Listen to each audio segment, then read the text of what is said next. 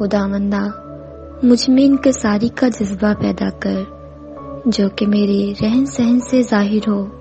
میری آنکھوں کی حفاظت کر، میری روح پر پہرا لگا کہ کوئی ایسی چیز اندر داخل نہ ہونے پائے جس سے میرے دل کا آئینہ دھندلا ہو، بلکہ میرے دل سے ہمیشہ یسوع کی پاکیزگی جھلکتی رہے، اور جب فرشتوں کی خوراک پاک یوکرس میں مجھے عطا ہو تو گناہ آلودہ سوچوں کو مجھ سے ہمیشہ کے لیے دور کر دے۔